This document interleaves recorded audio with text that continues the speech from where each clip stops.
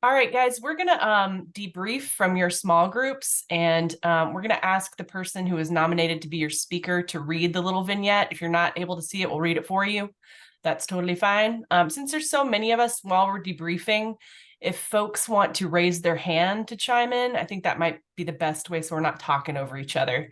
But we'll start with number one. Hey, can I ask a quick question really quickly? Ashley's iPhone, is that Ashley Bearden per chance? It is. Okay, thanks, Ashley. Just wanted to double check. Yes, it is. Sorry, I'm in the car. Apologize. But yes, I'm here. Awesome, thank you. So would you please read the dilemma one? Sure.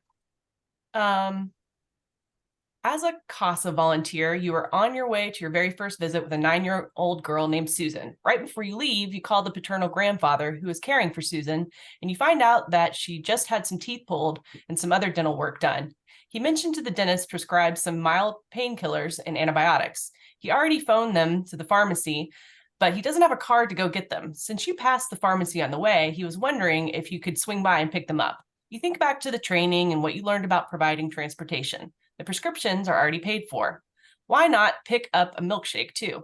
Susan's mouth is going to be sore from all the dental work, and this would be a great way to start out your relationship as her volunteer advocate. You know, the milkshake might be too much, but what do you do? Well, we discussed a lot of options and came to a conclusion. First, we considered that we could not pick up narcotics. They have to be signed for. And that we might suggest to the grandfather that we can contact their caseworker and let the caseworker know that he has no transportation and probably may not be able to leave the child alone.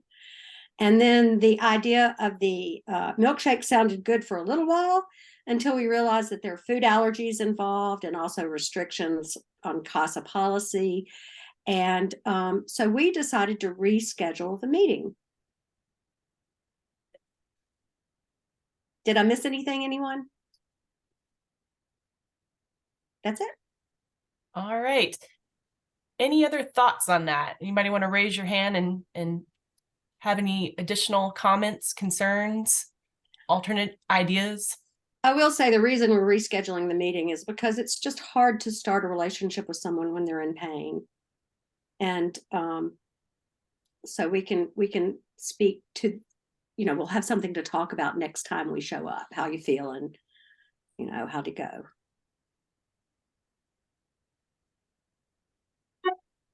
All right.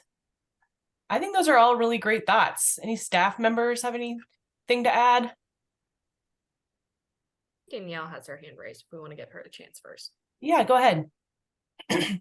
I am not saying that I would do this because I'm human, but the idea popped into my head that the challenge of going while the situation presents itself could be a good way to observe how events like this are handled and what additional support is needed for the child to be in the best care and all of that, and also to kind of from the beginning set the precedent that you're there. If the opportunity, you already had it scheduled, it's already, that you're going to show up even in the hard times. And that might be the start of the relationship to say, well, they're going to show up even when I'm not feeling right. And you might not get anything from it, but who knows? Good thought. Go ahead, Sarah.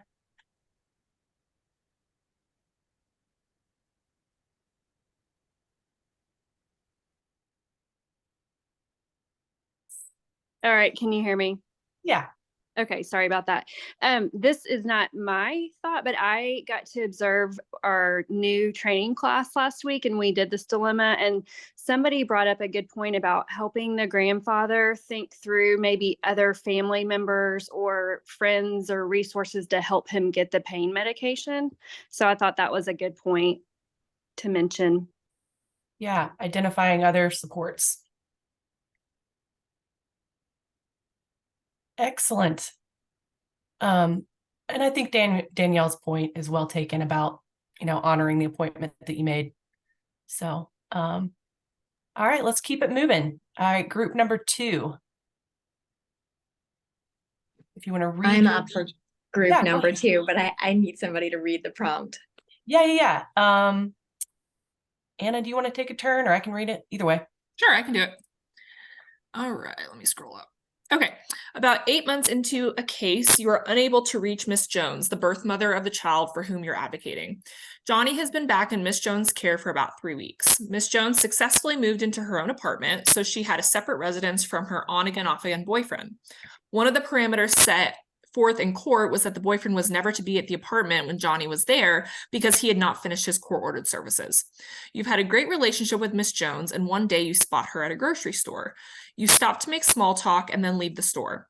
As you drive out of the parking lot, you see Miss Jones getting in a car with her boyfriend. You know that the boyfriend is not supposed to have contact with Johnny, and you're worried that Miss Jones has violated the court order. You also know that Miss Jones usually gets home around 3:30 after getting Johnny from the bus stop. You really want to see her once more before her case goes back to court, and seeing Johnny again would really help you know how he's doing. You think, why not swing by today to see if you can grab a few moments with both of them to check in? That would allow you to see the most up-to-date information in your report. To provide the most up-to-date information. You know you should call first, but she often hasn't returned your calls. What do you do? So our thinking on this was that even though the court order is limited to the residence, that it would still be something, regardless of whether you decide to pop in or not, you would still want to report that to DCS that you saw them together at the grocery store, and you may have concerns about whether or not that requirement of the court order is being adhered to. And then we talked about, we weren't aware of any restriction on popping in without calling first.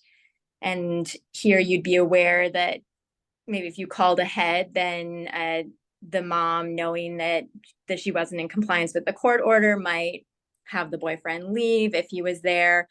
But Suzanne did raise potential safety concerns for the volunteer. If there's a reason why this individual is not supposed to be in the home with the child, then does that put the CASA at risk by going over there and popping in? So we talked through some possible options, and just advising DCS, potentially following the car if you felt like you were prepared to do that, or having another individual go with you, or just encouraging DCS or a GAL to ensure that that aspect of the court order is being adhered to. And for us, we felt like the real kind of challenge for a CASA volunteer in this setting is about, you're seeing a family that's on a positive trajectory, things are going well, you're moving towards reunification. And so you're just kind of bearing the weight of, I've maybe witnessed something that could potentially derail this, but that is not sufficient to avoid reporting it and making sure that this is being properly addressed. Nice. Yeah, I think those are all great thoughts. And you may have said this and I missed it, but just also including that in your court report that you saw that happen as well. Any other thoughts, questions, staff members want to add? There's lots of peer coordinators in here too, who've been doing this longer than all of us staff have. So I'm curious about y'all's thoughts. Because this is a tough one even for me. I was like, ooh, I don't even know what I would necessarily say to a volunteer if they called me about this. I would probably call Suzanne or Shelley. What do y'all think? Okay, I did pop in on somebody in a case early on where the mother had serious psychiatric problems and the father was allowed to have the baby, but the order was very specific that the baby was never to be left with his mother. And I just had not a good feeling. And unfortunately, my good feeling was well-founded. She was there alone with the baby and hearing voices, and it was not good.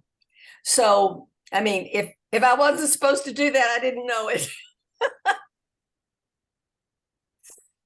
I'm not aware of any restrictions on popping by, Yeah. especially if you can't get them on the phone. And I don't think so either. I would say just like let your team lead know, like, hey, I'm planning on doing this. Here's my address. If you don't hear from me in an hour, like that kind of thing. I would want my volunteers to do that on my team at least. And I think everyone else would too, just so we know where y'all are.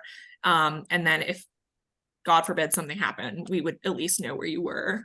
And I think most of us would be willing to go with you too, or, you know, I bet the DCS worker would go with you or the GAL. So you don't necessarily have to go alone and do those things either. But I don't think there's a rule against it either, Sarah. Anyone All right. else? Shall we Move on? move on to number 3? This is Karen. I do not have the verbiage in front of me. That's okay. I'll read it. Thank you. So you have been advocating for a 15-year-old girl named Jessie for more than a year. She has been moved to a residential placement in the central part of the state, about an hour away. Her father passed away when she was 9 years old, and her mother is currently in jail. She's an only child and has no visitors and no family support system. When you go to visit, you take your dog because Jessie has told you previously that she loves dogs and you think some time with a dog would be good for Jessie. During the visit, you learn that her birthday is next week and all she wants is to go to the Olive Garden for dinner. You think about the best interest of the child and decide she would have no other way of celebrating her birthday. You know you shouldn't take her, but what do you do? Okay, so we knew right off the bat that we cannot take her to Olive Garden because we're no longer able to transport a child like that. She's obviously in a residential facility, so we would have to know if it would be okay, maybe if we could bring her some Olive Garden for our visit. We'd have to check with that. As far as the dog, it was brought up that bringing our dog would possibly be a liability if something happened and the dog bit somebody or something like that. But maybe ahead of time, we could call some sort of dog training service or therapy dog service and see if they might be able to go to the visit and provide a dog. And then as far as the birthday, we thought, okay, well, maybe we could just make another visit on her birthday. And so she wouldn't be alone since she doesn't have any family or support system or anything of that nature. So I think that's all we came up with. If Philip and Darlene remember something else, that would be great. I was wondering if we could get the caseworker maybe to transport her to the Olive Garden and we could meet them there. Good thought. All right, if folks want to chime in, this would be the time. You can raise your hand if you have other thoughts about how to approach this. Bring to-go food from Olive Garden? There you go. I think that maybe each facility has different kind of restrictions and rules around bringing food. So maybe checking with them about policies around that. We did say that. That was one of the first things we said, was that we would call the facility and check, and if it was okay with them, that would be a great thing for us to do, just to bring the food. Perfect. From experience with working with those facilities, that is absolutely an option. Most of them have lifted their restrictions from COVID. I'm wondering if other folks have issues with or ideas about the dog. I just put it in the chat. CASA, Williamson County CASA, has a facility dog. And I know the person who's the handler of that dog isn't working full time anymore. And if there was ever a situation where there was like the need for a dog, that dog is specific. I've worked with that dog and it's specifically trained to work with kids that are CASA kids. So I was wondering if that would be an opportunity for us to partner. Yeah, I don't know about that specifically. Sarah, you came from there, so. Yeah, and I'm sorry, I'm having raise hand problems, but I think Rockland is slowing down quite a bit. But yeah, I mean, I am under the understanding that we have a court dog, but I've never seen, so I don't know the process for requesting that. But I think, I think Rockland is available, but he's definitely slowing down in Williamson County. He's not there nearly as often as he used to be. There are multiple court dogs and the team leads have the email of the person to request it from. So if you have a court hearing coming up and you think it might help with the kid, I would definitely make sure they're not afraid of dogs, first of all. Don't just show up with one, because they may have had a trauma related to a dog. You don't know. So make sure, they be comfortable with it and want it, and then let your team lead know, and we can request it for you, and they can come to the hearing. In terms of out of court, I'm not 100% sure about that. But I know they work within the court. They can, sit next to them while they're having to testify or something like that. Well, it said she loved dogs, so I don't know.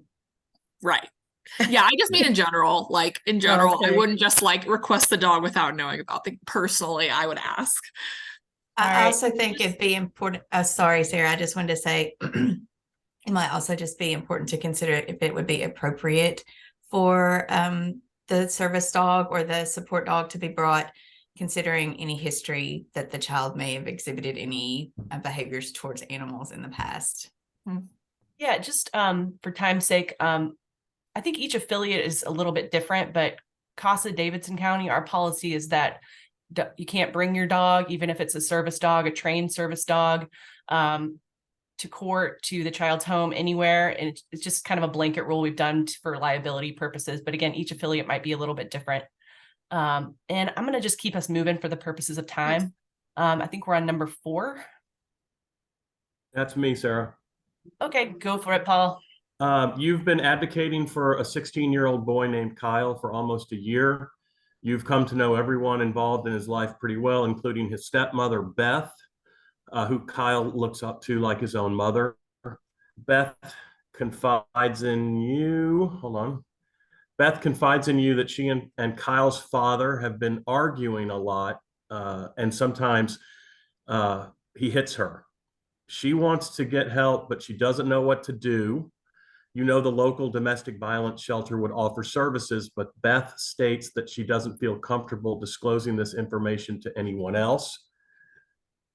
Beth then says that she is worried about Kyle's father and his lack of anger management because she has witnessed him, quote unquote, losing it with Kyle during visitation. Beth is worried that if this information is revealed, Kyle's father might not be considered as a placement resource. What do you do? So we kind of went at it from 2 different directions, starting with the stepmother. We thought we'd ask more questions. I mean, when you say that he's losing it, what does that mean? Because that could be yelling at him. Maybe it's physical. We don't know, but we need to get more information about that.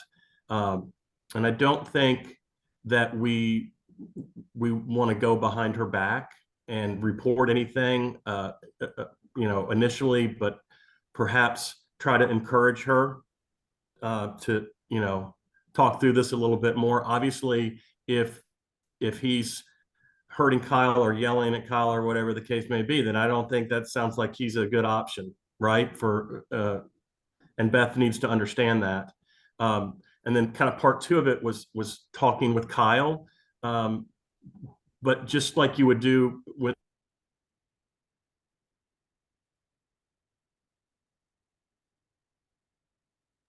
Is Paul frozen for anyone else? Yes. Okay. Anyone in his group want to chime in? I think he was going to say part 2 of that was just going to be meeting with Kyle and just trying to pull out of him if he feels safe with his dad, or has anything happened between he and his dad that makes him feel unsafe immediately. Okay. All good thoughts. Yeah, this is a tough one. I'm curious if others. Lynn has her hand raised. Go ahead. You're muted. I'm working with a case where the foster family is breaking up before they adopt, and that they have been given 6 sessions of marital counseling through their caseworker. I'm not sure which caseworker it is, but I never knew that was available. So I don't know if that's something that could be offered to the mom. Good insight, Lynn.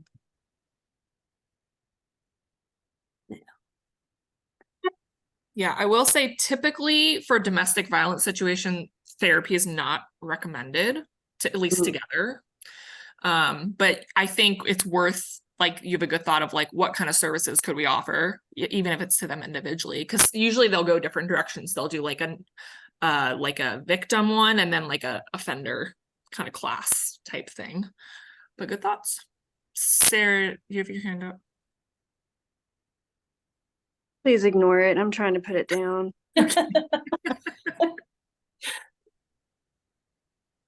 Anyone else want to be brave and chime in? I don't know how to do that. I can't find my hand thing. So anyway, I'll just hold up my I just have a really concern about, this. I just feel like something needs to be reported to someone.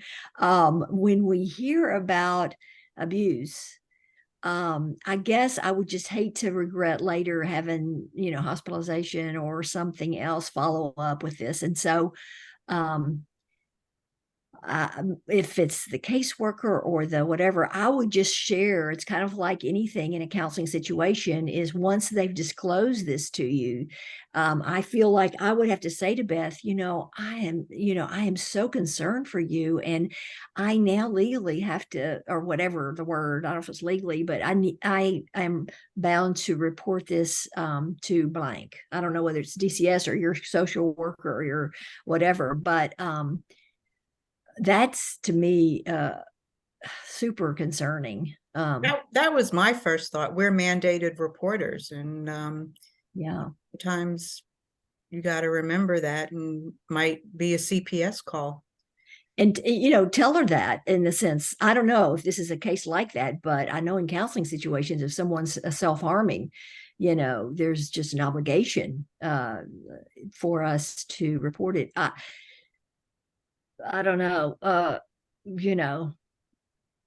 Yeah, I think Paul's point, if in subsequent conversations it came out that the child was being harmed, then that would be very reportable. It's to me, it's more of a gray area if what's going on between mom and dad. But I think I would share what you shared with mom about, this is very concerning. This is my role to help try to keep everybody safe. And so I'm going to have to share this with somebody, trying to keep everybody safe. Yeah. Alex asked in the chat, don't we have to report it if the child witnessed the abuse? I would say yes. I would say if there's any doubt, you can ask your team lead, but we'll most likely tell you to make a CPS report. It might be screened out, especially if the kid's already in care, but then at least we have that record. You would pop it into Optima. This day I made a report. You can stick the number in there if you want. But certainly that could be considered, like, a child witnessing domestic violence is considered abuse in a sense. So yeah, good question. I'm going to keep us moving for time. What are we on, number 5? So. Yeah, that's me. Go ahead. So you have developed a great working relationship with Michelle, the birth mother in your case. The case is going well, and there's talk of returning all 4 of her children home. At this time, the agency's only concern is that Michelle's budget is very tight. She will have to maintain employment in order to make ends meet. She has an unsteady employment history and has previously disclosed that she is stressed about the idea of having all 4 children return home at once. One day you're meeting with Michelle when she leans in close and says she has a secret. She asks you to pinky swear that you won't tell anyone. You really want to find out what the secret is, but you also don't want to break Michelle's trust. She leans in to tell you that she is expecting another child and will have to leave her job to prepare for the birth of the new baby. What do you do? So for the crux of the dilemma, I mean, one, obviously you can't keep Michelle's secret. And then she is already having financial issues. And her budget's already tight prior to finding out she was pregnant. So with 4 kids and then now add another one. And then also thinking about, having to leave her job. So she isn't going to have a source of income. So some of the potential consequences that our group talked about, one, we don't want it to prevent reunification since the case has been going well so far. And we don't want, those financial barriers to be the reason that she's not able to reunite with her other 4 children. So she's struggling, or the other thing we talked about was, she might struggle with the basics of keeping up with housing, food costs, clothes, diapers, etc.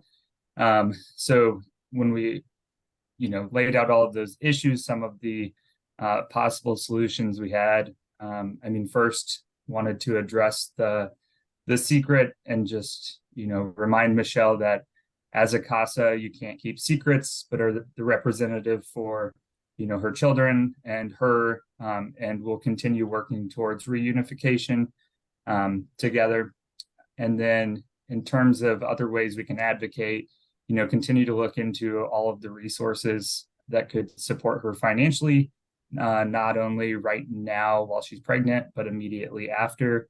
And then to not delay reunification, keep looking into ways to assist with childcare once she is able to get her other 4 children back, whether that's, respite care or help with transportation to or from school, just any type of creative ways that we can get her help, so that, getting or obtaining a job, so that she does have financial means isn't a barrier moving forward. Excellent. Alex, are you raising your hand? I feel like I don't really have super clear thoughts. Can you hear me okay, by the way? It's very loud where I am. Okay. I don't have super clear thoughts, but I do get deeply uncomfortable with the idea of reporting a problem that doesn't exist quite yet. She hasn't had a baby yet. She's not yet struggling, and everything is going well. And it does feel like, it is important to not let poverty be the reason that children can't be with their families. So I don't know the solution, but I'm just throwing that out there because that feels super important to keep in mind, that like it's not actually a problem yet.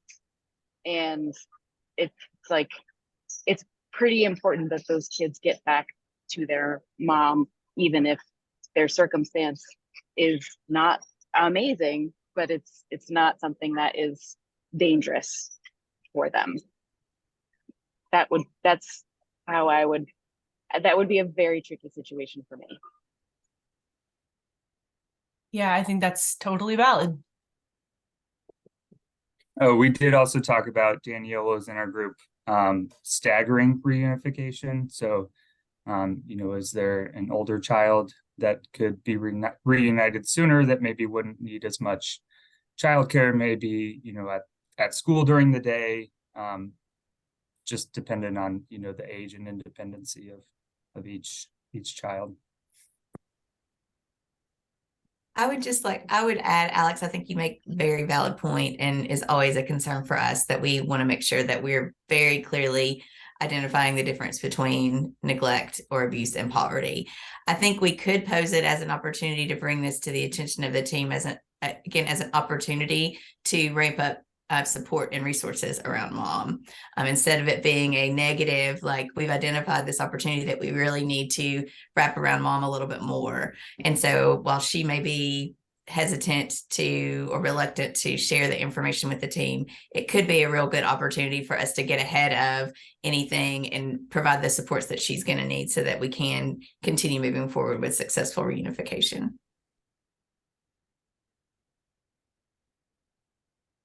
All right. Let's keep moving. I'm looking at the clock. We have 8 minutes. If folks from Vignette 7 want to stick around, I'm willing to do that as well. But I know that folks allotted an hour for this, so we'll move it to 6. Okay, 6. You have been working with a teenage sibling group for almost a year. You receive a case that Sarah, the youngest of the 4 siblings, has run away from her placement to see her sisters, who are all placed in another county. You know the area well between the 2 placements, so you decide to drive out and see if you can find Sarah. While driving, you find Sarah walking down a street and pull over to talk to her. After talking for a few minutes, Sarah agrees to return to her placement, but she wants you to drive her there. You know that it is against policy to transport anyone involved in a case in your personal vehicle, but you want Sarah to feel safe and it's getting dark outside. What do you do? So we thought that it would be a good idea we would probably need to first contact the placement. And if they want to come get her and she feels comfortable, offer to ride with, if that's a possibility. Otherwise, we came up with the idea of an Uber depending on her age, and then also that we could ride along in the Uber with her so that she wasn't alone. I guess really just whatever means of transportation was appropriate, we would volunteer to ride along if that was the case, just to make her feel more comfortable. Right. Thank you. Thoughts?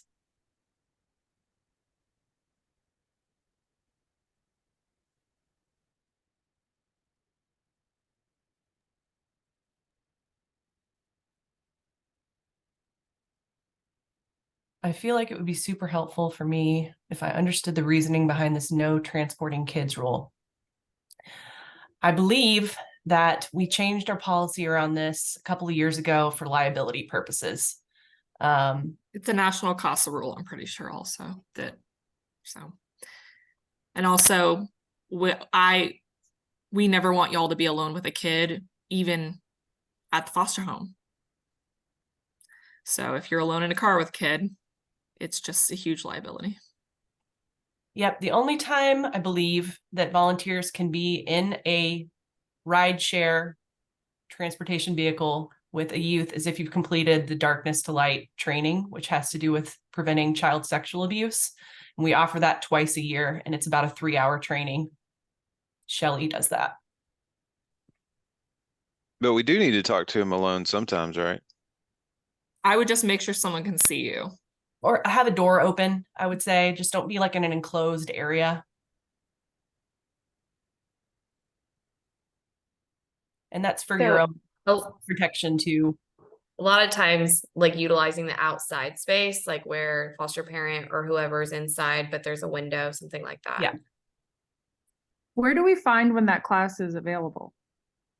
We will share with you as soon as we know, you'll know. So yeah. They're like changing the whole training. So Shelley has to get like retrained, is my understanding. People correct me if I'm wrong, staff. I'm pretty sure that's what's happening, which is good because we got trained on the old one and the videos are like 20 years old. So it's good that they're updating it, but we have to wait until Shelley gets facilitator training on that, and then we'll be providing it again. I will say, like, for me as a social worker, after that training, I was like, wow, I wish I had done things differently in the past, personally. So if you've done that training, what is the reason behind the rule? So I believe in that training, you learn about how to best be in like safe situations with kids. And so that is what people who are higher up than me have decided that we can do as CASA volunteers, essentially, at the end of the day. Sure. Sorry, let me clarify. I meant like if you have that training, and so you are allowed to be like alone with a kid because of that training. What's the reasoning behind the no transportation rule? It feels like in some situations it makes things very difficult. And so I personally, for me, if I had like some sort of understanding of the reasons behind it, it's a lot easier for it's not as hard for me to like grapple with that rule. You know, it's a lot easier for me to just not think about it anymore if I understand why. If I've done that training and so I can be alone, what is the reason for not being able to, transport a kid that, doesn't have anyone else and needs transportation to a place? I don't know if we got so into the nuances around it when we were told that this is the rule. My guess would be that there's one other person in the car with you. But I don't know if other staffers can speak to that. The no transportation aspect is a little bit different than being one-on-one with a kiddo. And so I'm not the policy queen, but the transportation piece is really a huge liability for you as the volunteer, for us as CASA, as the organization. We have had instances where, and trust me, I was a volunteer previously before I was on staff. When we were allowed to transport, I valued that time with my CASA kiddo, because having a conversation with a 10 or 11-year-old when they're in the back seat and we can just chat on the way to or from somewhere, there was a lot of value in that time spent to just talk about things. But we've had kids attempt to flee from vehicles while they're moving. We've just had incidents where it is just definitely not a safe environment for you as a volunteer or for us as an organization. And we were the only CASA in the state of Tennessee that was allowing that at the time. And there was a lot of conversation, and I originally pushed back a lot on it because I did see the value in it, but I also can recognize the liability. And as Anna said, looking back now, I'm glad that nothing happened when I was transporting my CASA kiddo, and I see the possibilities of all the things that could have gone way off the rails real quickly. So you also, I mean, taking a kid somewhere, there's always the opportunity that they run, and then you are liable for that as well. So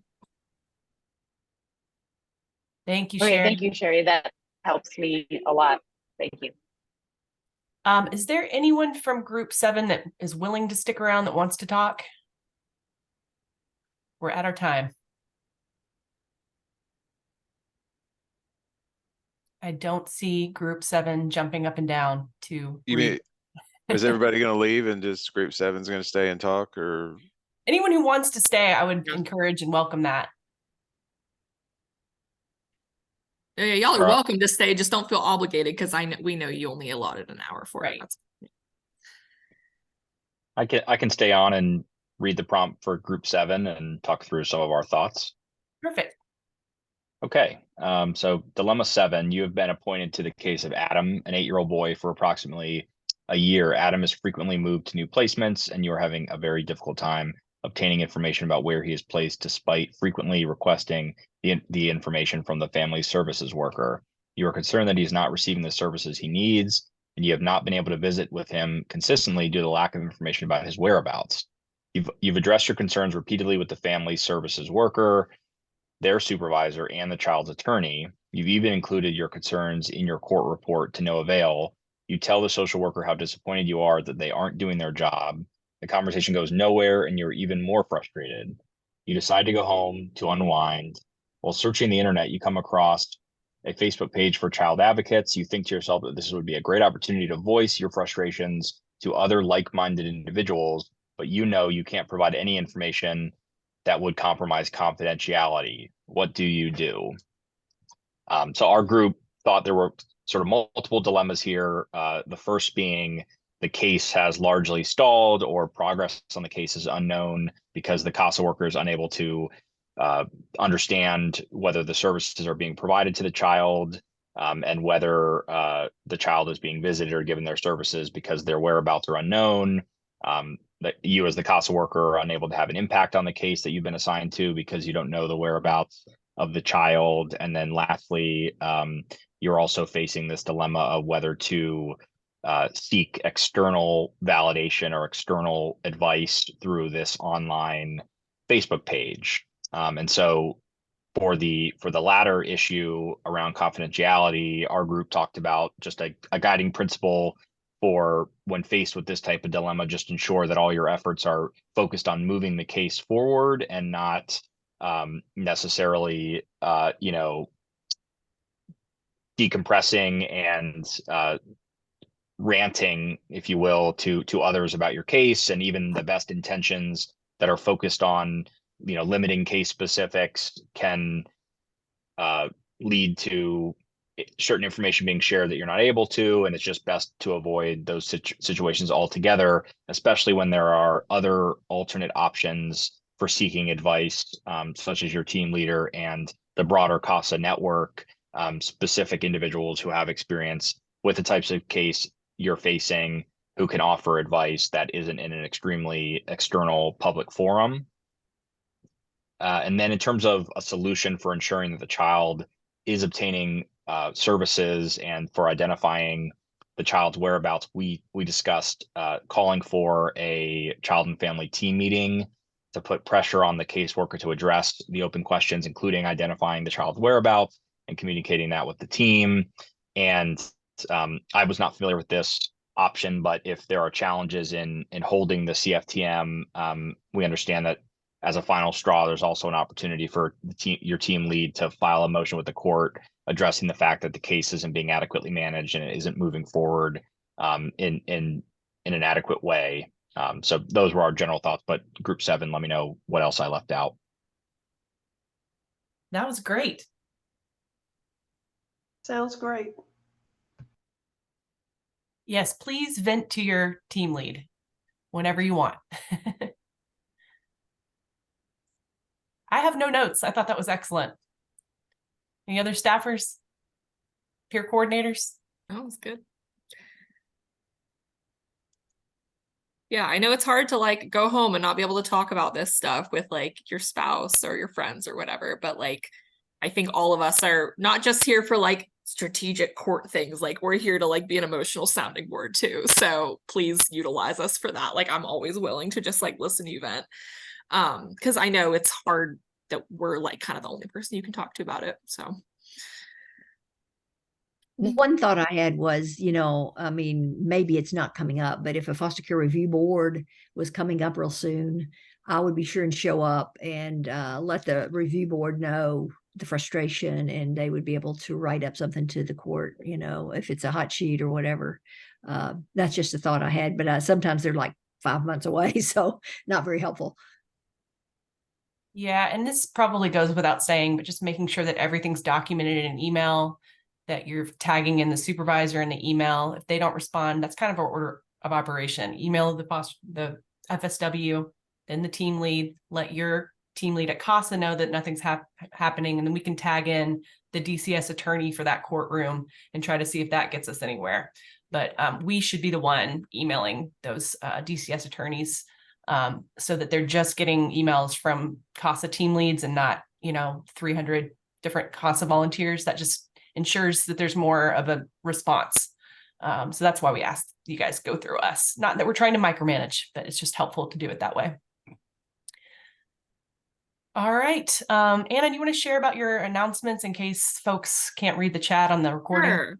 Yeah. So you may have already known about this, but we're doing like another joint team meeting, lunch and learn type thing in a few weeks. On September 14th, Sarah Camp has organized Legal Aid Society to come and talk to us about what services they provide. So that'll be great. I put the link in the chat, but your team leads will get it out to you as well. It's open to any teams.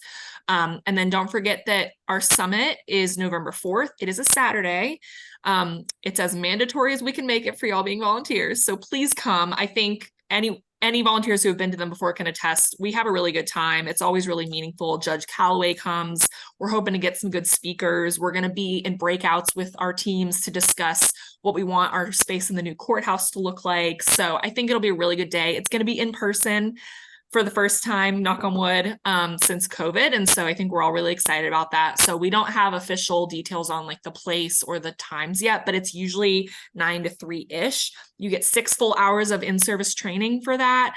And again, it's a really good time. I know it's Saturday, but please, unless you have extenuating circumstances, make sure to be there and let your team lead know if you can't, but there's no makeup necessarily. So yeah, any other things coming up from team leads that they want to share? Just a reminder that we're more than halfway through the year, so just check your training hours, make sure you're on track to get those 12 in for the year. Unless you graduated in the February class, in which case I think you only need, what is it, Anna? 10. Okay. So that's all I've got. Thanks, everybody. We'll see you next time. Have a great day. Have a good weekend. Great weekend. Bye. Enjoyed it.